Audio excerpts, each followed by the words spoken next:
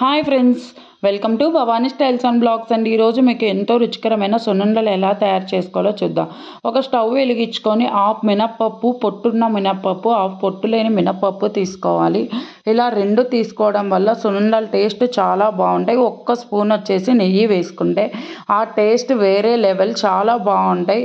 మనకి సున్నుండలు తినేటప్పుడు నోటికి చుట్టుకొని రాకుండా ఉండాలంటే ఒక్క టేబుల్ స్పూన్ వచ్చేసి బియ్యం వేసుకుంటే సున్నుండలు అనేది నోటికి చుట్టుకొని రాకుండా ఉంటాయి.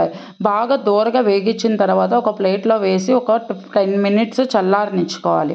మా దగ్గర ఎక్కువ లేవు కాబట్టి ఒక గ్లాసే కాబట్టి నేనైతే మిక్సీకి పట్టేసుకుంటున్నాను. మెత్తగా గ్రైండ్ చేసుకోవాలి.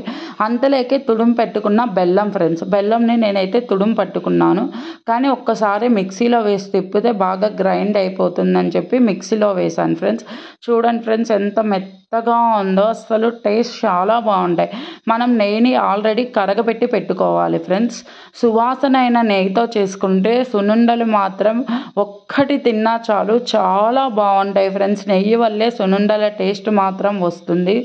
మాదైతే నెయ్యి చాలా బాగుంది ఫ్రెండ్స్, టేస్ట్ మాత్రం చాలా బాగుంది. ఒక్కసారి మీరు చేసి ఎలా వచ్చిందని కింద కామెంట్ రూపంలో తెలపండి ఫ్రెండ్స్. ఇలాంటి సున్నుండలు చేసుకోవడం వల్ల హెల్త్ బెనిఫిట్స్ కూడా చాలా ఉన్నాయి ఫ్రెండ్స్. అసలు సున్నుండల టేస్ట్ మాత్రం చాలా చాలా బాగొచ్చాయి. ఒకసారి మీరు కూడా ట్రై చేసి ఎలా వచ్చిందని కామెంట్ చేయండి. ఇప్పుడు మనం అంతా ఒక్కసారి నెయ్యి వేసి కలుపుకున్న తర్వాత చిన్న చిన్న ఉండల్లాగా, అంటే ఒక నిమ్మకాయ సైజ్ అంతలాగా, అదే మనం లడ్లు ఉండలు చేసుకుంటాం కదా అండి, అలా ఉండలు చేసుకోవాలి. కొంచెం నెయ్యి కానీ సరిపోకపోతే మళ్ళీ ఒక్క టేబుల్ స్పూన్ నెయ్యి వేసి మనం ఉండలు చేసుకుంటే, ఇలా చేసుకుంటే 2 నెలలు నిల్వ కూడా ఉంటాయండి.